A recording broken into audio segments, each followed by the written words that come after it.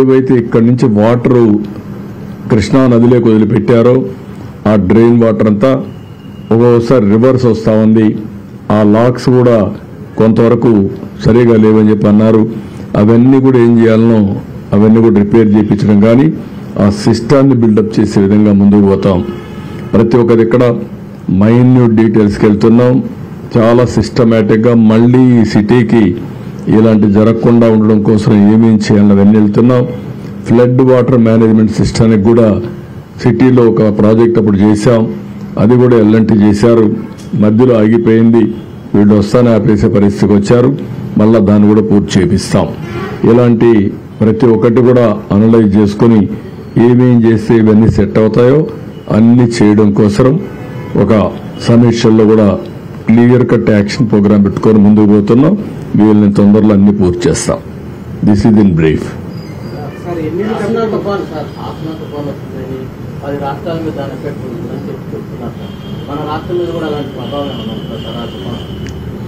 ఏ తుఫాను కూడా ఎప్పుడొస్తుందో ఇంకా ఎవరు ఫిక్స్ అయ్యేలా.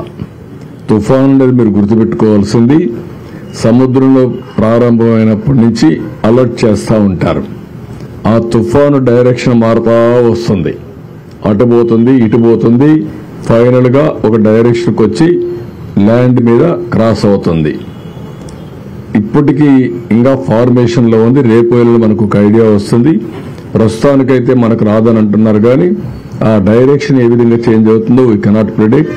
అది వచ్చినప్పుడు ఎప్పటికప్పుడు మీకు అలర్ట్ ఇస్తాం. అన్నింటికంటే ఈరోజు కృష్ణా రివర్ లో కూడా వాటర్ బాగా తగ్గింది. 6.67కు వచ్చేసింది. ఇంకా రేపు ఎల్లుండికి ఇది లెస్ దెన్ 5 కూడా వస్తుంది. ఇంకా తగ్గే అవకాశం ఉంది. నిన్న ఈ సమయానికి చూస్తే ఇంకా ముందు చూస్తే 11.43 లక్షల క్యూసిక్స్ ఆఫ్ వాటర్ వచ్చేది. ఈరోజు దగ్గర దగ్గర 6.5 పడిపోయింది. సగానికి పడిపోయింది. రేపటికి ఇంకా తగ్గే అవకాశం వస్తుంది. అది వస్తాను ఏం చేయాలో మనం అనలైజ్ చేస్తాం. మీరు చెప్పిన సమస్యకి ఇప్పుడు చాలా రిలీఫ్ వచ్చింది. ఇంకంత ప్రమాదం వస్తుందని అనుకోవడం లేదు. No, we will give a report. Tomorrow we are discussing with our people. We will prepare a report. We will send it to central government for assistance.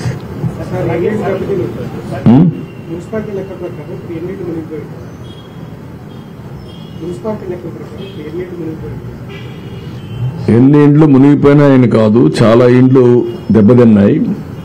Submergence వచ్చింది. మళ్ళా నీళ్లు వెళ్ళిపోయినప్పుడు వచ్చేస్తూ ఉంటుంది. ఇంట్లో చాలా వరకు ఇబ్బంది కలిగింది. ఇంట్లో ఉండే వస్తువులన్నీ దెబ్బతిన్నాయి, వెహికల్స్ దెబ్బతిన్నాయి. అవన్నీ అనలైజ్ చేస్తున్నాం. ఎన్యూమరేషన్ లో అన్ని వస్తాయి మనకు. ఏది అందుకే దానికి కూడా ఏం చెప్పామంటే క్యాటిల్ ఏవైతే చనిపోయినాయో అవన్నీ కూడా ఎక్కడికక్కడ డిస్పోజ్ చేయాలి. వెటనరీ డిపార్ట్మెంట్ లో కొన్ని ప్రొసీజర్స్ ఉన్నాయి. అవంతా కూడా ఈ సాల్ట్ అవన్నీ వేసి అక్కడనే బరీ చేయాలని దగ్గరలోనే. అది కూడా ఒకసారి పెట్టాం. రేపు ప్రొక్లైన్స్ పెట్టి అవన్నీ బరీ చేస్తారు. ఓకే. అదే మరి ఫాడర్ కూడా పశువులకి అది కూడా ఉంది. దాన్ని కూడా నేను ఈరోజు మా నోటీస్ రాలేదు. ఉన్నాయి కానీ అంత విజిబుల్ గా రాలేదు. Will focus on that. రేపు అది కూడా ఫోకస్ చేస్తాం. అదే మరి వరదల్లో ఒక విద్యుత్ ఆపడానికి వచ్చినటువంటి వెళ్ళినటువంటి ఒక లైన్ మ్యాన్ పవర్ షాక్ వచ్చి చనిపోయాడు మొన్నే. అతనికి డిపార్ట్మెంట్ 20 లక్షలు ఇస్తుంది. గవర్నమెంట్ కూడా ఒక 10 లక్షలు ఇచ్చి 30 లక్షలుగా ఇచ్చి ఆయనకు న్యాయం చేస్తాం. ఇంకో పక్క గోదావరి లెవెల్ కూడా కొద్దిగా 41కి వచ్చింది. దాన్ని కూడా మానిటర్ చేస్తున్నాం ఎప్పటికప్పుడు. ఇది బ్రాడ్గా అవి కూడా చెప్పాను.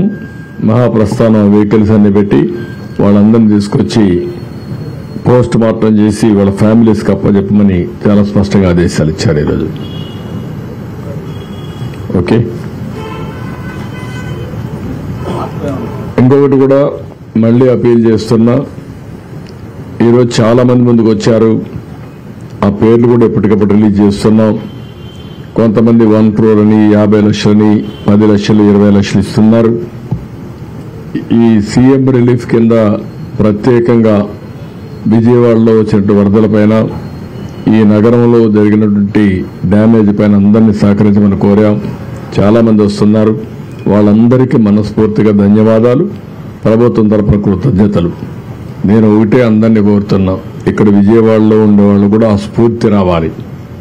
మనతో ఉండేవాళ్ళు ఇబ్బందుల్లో ఉన్నప్పుడు మానవతా దృక్పథంతో మన బాధ్యతగా మనం అందరం కూడా సహకరించే పరిస్థితి రావాలి. అందరూ ఏ విధంగా మీకు తోచిన విధంగా వాళ్ళను కూడా ఆదుకోవడానికి ముందుకు రండి.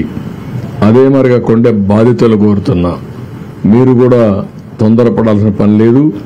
అందరికీ న్యాయం చేస్తాం.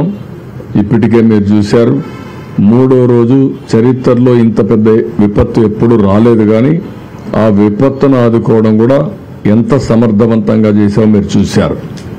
ఈరోజు ఒక ముఖ్యమంత్రిగా మీరు చూస్తే ఒక 4:30-5 గంటలు ప్రొక్లైన్లో వెళ్ళానంటే నాకు వాస్తవ పరిస్థితులు ఎక్కడైతే జరుగుతున్నాయో అక్కడికి పోవాలంటే వేరే మార్గం లేదు. నేను హెలికాప్టర్లు వెళ్ళొచ్చు, కానీ హెలికాప్టర్లు వెళితే పైన చూసేదానికి అవకాశం ఉంటుంది. డెప్త్కి పోలేము. డెప్త్కి పోవాలంటే ప్రజలతో ఇంటరాక్ట్ అయితే తప్ప సాధ్యం కాదు. అందుకని రోడ్డు మీద వచ్చి నేను చూశాను. రిమోట్ ఏరియాస్కి ఎవ్వరూ పోలేని ప్లేసెస్ కూడా వెళ్ళాను ఈరోజు. అవన్నీ కూడా స్టడీ చేశాను. ఆ విషయాలని మా వాళ్ళతో షేర్ చేసుకున్నాను. మా వాళ్ళు కూడా చాలా వరకు ఆల్ అడ్మినిస్ట్రేషన్ మొత్తం గ్యారప్ అయ్యారు. రేపు ఎల్లుండో మీకు చాలా వరకు నార్మల్స్ తేవడానికి సర్వ విధాల ప్రయత్నం చేస్తున్నాం, తీసుకొస్తాం. Thank you. అవి కూడా పెట్టాం, డిజిటల్ పేమెంట్ పెట్టాం, క్యూఆర్ కోడ్ ఇచ్చాం. అవన్నీ కూడా వర్కౌట్ చేసి ఎప్పటికప్పుడు మీడియాకి ఇస్తున్నాం, పేపర్లో ఇస్తున్నాం, ఎలక్ట్రానిక్ మీడియాకి ఇస్తాం. అది మరి సోషల్ మీడియా ప్లాట్ఫామ్స్ కూడా పెడుతున్నాం.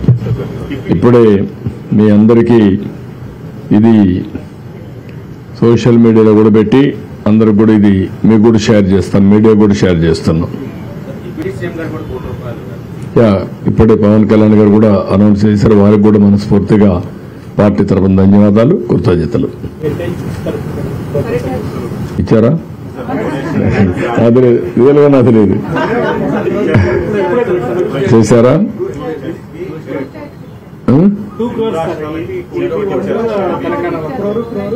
ఓకే, అక్కడ కూడా ఇచ్చారు. Okay, good.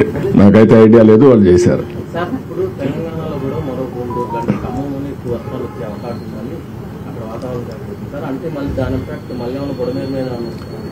అందుకే బుడమేరుని సెట్ చేస్తున్నాం. ఇంకా ఆ పరిస్థితి రాకూడదు. ఏమేమి ప్రికాషన్ తీసుకోవాలో అన్ని ప్రికాషన్స్ ఆన్ వార్ ఫుటింగ్ తీసుకుంటున్నాను. గేట్లు మూసేస్తేనే సమస్య పరిష్కారం అవుతుందని కాదు. ఆ సైడు ఈ సైడు దాని మీద ఆ బ్రీచ్ ఉంది. ముందు ఆ బ్రీచ్ క్లోజ్ కావాలి. అది వైఎస్ఆర్ కాంగ్రెస్ పార్టీలో ఆ బ్రీచ్ పడింది. ఇప్పుడు కూడా బుకాయిస్తున్నారు. బుకాయింపులొద్దు. నేను వచ్చి 80 రోజులు అయింది. 80 రోజుల్లో మా వాళ్ళు దాన్ని డయాగ్నోస్ చేయలేకపోయారు. రెండోది, అన్ఎక్స్పెక్టెడ్గా హెవీ రెయిన్స్ వచ్చాయి. మీ మానవ ఫెయిల్యూర్. రెండో పక్కన ఇది ఇప్పుడు మాట్లాడుతున్నారు ఏదో మా మీద నెడుతుందని. ఎవరి మీద నెట్టక్కర్లా. మీరు చేసినటువంటి నిర్వాహకం ఈరోజు రాష్ట్రాన్ని వెంటాడుతూ ఉంది. ప్రజలకు అన్ని ఇబ్బందులు వచ్చాయి. ఇది ఒకటే కాదు, అడుగడుగున అడ్మినిస్ట్రేషన్ మొత్తం ఫెయిల్ అయింది. ఒక మాట చెప్పాలంటే ఒక వెంటిలేటర్ పైన పెట్టే పరిస్థితికి వచ్చారు ఈ రాష్ట్రాన్ని. అందుకని ఒక పక్క ఆర్థిక ఇబ్బందులు, ఒక పక్క అడ్మినిస్ట్రేషన్ డిఫెక్ట్ కావడం, డిపార్ట్మెంట్స్ అన్ని పనిచేయకుండా పోవడం, ఇంకో పక్క తప్పుడు పనులు చేయడం, ఇంకొక పక్కన మీరు చూస్తే ఎక్కడికక్కడ బురజల్లే కార్యక్రమం చేయడం, ఇలాంటివన్నీ చేసే పరిస్థితికి వస్తున్నారు. ఇవన్నీ ఎక్కడ క్షమించే పరిస్థితి ఉండదు. ప్రజల్లో కూడా చైతన్యం తీసుకొస్తాం. ఒకటే గుర్తుపెట్టుకోండి, రాజకీయ పార్టీకి ఉండవలసిన లక్షణాలు ఒక్క లక్షణం కూడా ఈ పార్టీకి లేదు. నేను చాలా పార్టీలు చూశాను 45 సంవత్సరాల్లో. ఏ పార్టీ ఇలాంటి పార్టీ ఉండదు. ఒక రౌడీలను పెట్టుకొని, గూండాలను పెట్టుకొని రాజకీయ పార్టీ నడపాలి, నేరాలు ఘోరాలు చేయాలంటే కుదరదు.